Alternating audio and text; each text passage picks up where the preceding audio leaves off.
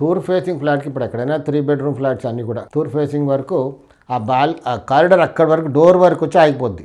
For example east facing flat అనుకుందాం. ఆ డోర్లో నుంచి వెళ్ళగానే మధ్యలో పెద్ద హాలు, రైట్ సైడ్ ఈశాన్యంలో ఒక బెడ్రూమ్, వాయువ్య మూలలో ఒక బెడ్రూమ్, మధ్యలో టాయిలెట్స్, అంటే ఉత్తరంలో టాయిలెట్స్, ఉత్తరం పక్కన 2 బెడ్రూమ్స్, చివరిలో నైరుతిలో ఒక బెడ్రూము, దానికి ఆనుకొని ఒక డైనింగ్, దానికి ఆనుకొని కిచెన్ ఆగ్నేయంలో. డోర్ ఎక్కడుంది ఇప్పుడు? మధ్యలో, తూర్పు మధ్యలో హాల్, కారిడార్ అయిపోద్ది.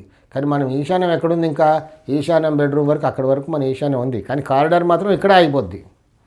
దాంతో ఆ స్థలానికి ఈశాన్యం తగిన దోషం, అంటే నైసర్గికంగా దానికి ఈశాన్యం లేదు. సో ఎక్కడ చూసినా ఇలాంటి ఫ్లాట్లే కనబడుతున్నాయి. ఇంటికి ఈశాన్యం ఉండి ఆవరణకి ఈశాన్యం లేకపోతే ఒక దోషం, లేదా ఆవరణకి ఈశాన్యం ఉండి ఇంటికి ఈశాన్యం లేకపోతే కూడా దోషమే. దీనివల్ల ఏం జరుగుతుంది అంటే మన ముందే చిన్నవాళ్ళు పోవడం జరుగుతుంది. దాంతోపాటు ఇంకా ఎన్నో అనర్థాలు జరుగుతాయి, అందులో ఇదొకటి.